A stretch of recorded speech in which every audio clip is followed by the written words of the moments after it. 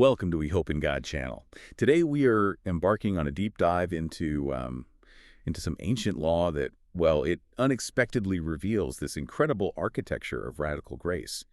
This actually started as just a quiet time reflection for me on a single chapter of the Bible, but it became so clear that this wasn't just a historical document. It felt more like a blueprint for social compassion, and it really exposed something profound about the heart of God.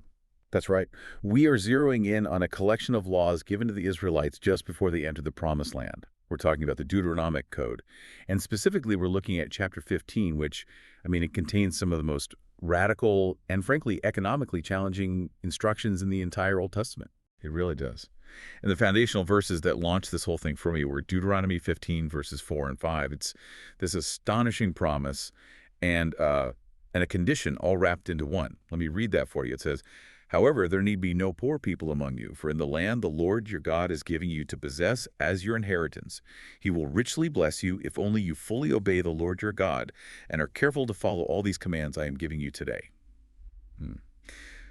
That opening phrase, "there need be no poor people among you," that's what hooked me. It's not just a hope, it's like a declaration. It's a statement of divine intention. Exactly. It suggests that persistent poverty is a failure of the system, not necessarily a failure of the person. And that takes us directly to the mechanism that God mandated to achieve this almost utopian social goal. It's the ultimate systemic reset button. It's designed specifically to prevent people from getting trapped in, permanent economic disadvantage. And the command is just crystal clear. Every 7 years, all debts are to be canceled. Lenders must completely release what they're owed, and this is key, must not press their neighbors for repayment. Okay, let's unpack this, because for anyone listening, through a modern capitalist or even just a practical lens, this sounds like a financial nightmare. This law is called the Shemitah, the year of release, and it's just such a radical idea. It is deeply radical, and you have to remember, in the ancient world, debt wasn't just about a bad credit score. Right. It could lead directly to indentured servitude. You or your children could literally become collateral. The Shemitah was designed to break that exact chain. But let's play devil's advocate for a second, which is what we do in these deep dives. Yeah. The first objection that screens out is moral hazard. If I know with absolute certainty that any debt I take on is going to be wiped clean in, say, 6 years or 3 years, what's my incentive to be responsible? To work hard, even try to repay? That's the essential market objection, and it's a completely valid one if we view this law as just an economic regulation. In any system built on contracts and collateral mandatory cancellation, well, it creates massive risk for the lender. And it incentivizes the wrong kind of behavior from the borrower. And then there's the fairness issue for the lender. It's huge. Of course. If I lend you a serious amount of money and the 7th year just happens to arrive, I take a total loss. I could be bankrupted myself. Today, we have ways to mitigate risk, but it's scheduled total wipe out of debt. It seems completely counterproductive. It absolutely does if your only goal is maximizing GDP or, market efficiency. But what's fascinating here is that the divine purpose of this law was clearly not about achieving the highest rate of return. So what was the purpose then? It was compassion. It was equity, social stability. The Shemitah year was a mandated act of corporate faith. It was designed to build a community where poverty just wasn't allowed to become a permanent multi-generational curse. It was a structural guarantee that everyone got a second chance. And we have to remember the context, the people, the land itself. It all belonged to God. The Shemitah forces everyone to acknowledge that ultimate ownership.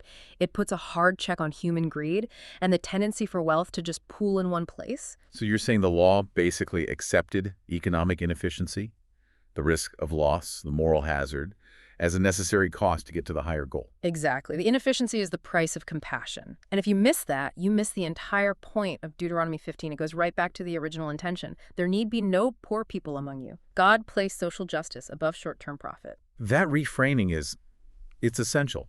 The law shifts the entire burden. It's not about protecting the lender's investment anymore. No. It's about preserving the borrower's dignity, their ability to just be a full member of the community. So let's focus on the lender for a moment.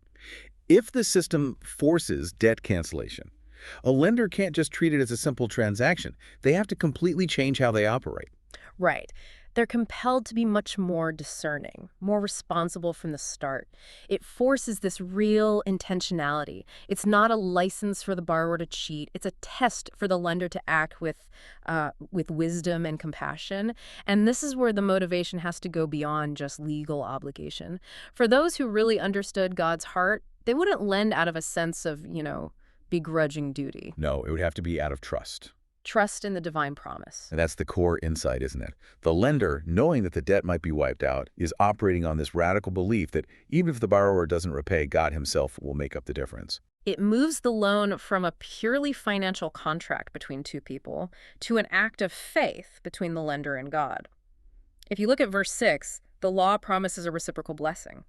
It says, if they obey, God will make them prosperous. They'll lend to many nations but never have to borrow. It's a divine incentive built on generosity. So the lender's security isn't in the borrower's ability to pay it back. No. It's in God's faithfulness. Yeah. That totally elevates the whole thing to a spiritual plane. Now, if we connect this to the borrower, the impact is just massive. And yes, we have to acknowledge human nature. Some people might try to game the system. Sure. But for the majority, for the people who fell into debt because of a bad harvest or an illness or just misfortune, this release is life-altering. It's more than just money. It's a social and spiritual reset. It breaks that cycle of shame and bondage that debt always creates. And think of the testimony it creates. For the person who experiences this, the message is so profound.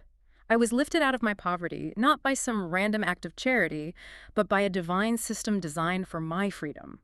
Their whole identity shifts. They're no longer the debtor. They are a recipient of grace. It's the difference between a temporary fix and a permanent resetting of who you are in the community. The debt is gone and the shame is gone with it. Here's where it gets really interesting for me, where we start to bridge this ancient financial law to our spiritual reality today. Why did God spend so much time on the details of canceling money debt? Because that whole mechanism, debt, bondage, release, it serves as the perfect, tangible metaphor for our ultimate spiritual reality. We all want freedom, and we all understand that poverty goes way beyond just the material. There's material poverty, sure, but then there's, poverty of the heart, the bitterness, the grudges, the unforgiveness we hold on to. And then there's the poverty of the spirit, that feeling of separation from God. The ultimate debt, which is sin, created a separation that no 7-year cycle could ever fix. So the Shemitah year was like a constant teaching tool. Every 7 years, it was a reminder of what divine cancellation looked like, almost preparing people for the ultimate cancellation that was to come. Precisely. The ultimate debt we had, our spiritual bankruptcy, has been radically canceled. Not on a 7-year cycle, but permanently. Jesus fulfilled the ultimate sabbatical year, releasing us from that bondage forever. And that act of grace is, by any human definition, completely unrealistic. Totally unreasonable. Yeah. No earthly creditor would ever accept that kind of total permanent loss on their books. And yet that's the gift. And the synthesis is that our ability to be generous with grace towards other people is directly tied to how deeply we've accepted that radical, unrealistic grace for ourselves. We first have to see God as the ultimate lender who He canceled the entire ledger. You can't give away a freedom that you haven't truly accepted for yourself. If I still feel bound by shame or like I have to earn my standing, I'll never be able to truly release someone else. The result then becomes an overflow. When you've really received that level of permanent cancellation, you are fundamentally changed. You become a person who just naturally seeks to replicate that release everywhere you go. It stops being an obligation. It becomes gratitude. It becomes the natural outflow of gratitude. Which brings us right to the call to action, doesn't it? Yeah. What does this all mean for us right now? It means we have to look around at the debts we're still clinging to. And not just money. We're talking about emotional and relational debts. Where are the grudges we are still pressing? Where are the old hurts or expectations we're holding over a family member or a friend or even ourselves? It leaves you with a challenge to review your own life. Where are you acting like the rigid, profit-focused lender instead of the recipient of the divine Shemitah? The compassion that God literally built into the fabric of that society is the same compassion that has to structure our own interactions now. It demands that we actively release the debts that keep people and ourselves in cycles of emotional and relational poverty. May today be a day when what we have freely received, that incredible, unrealistic grace, the cancellation of our ultimate debt, we freely give, releasing others in kind. It's a powerful thought to carry with you. That the greatest display of our faith isn't just believing that our debt was canceled, but actually becoming a participant in that architecture of compassion ourselves. Thank you for joining us on this deep dive into Deuteronomy 15 and the ultimate revelation of God's grace. May each meditation be a small light for your walk with Christ.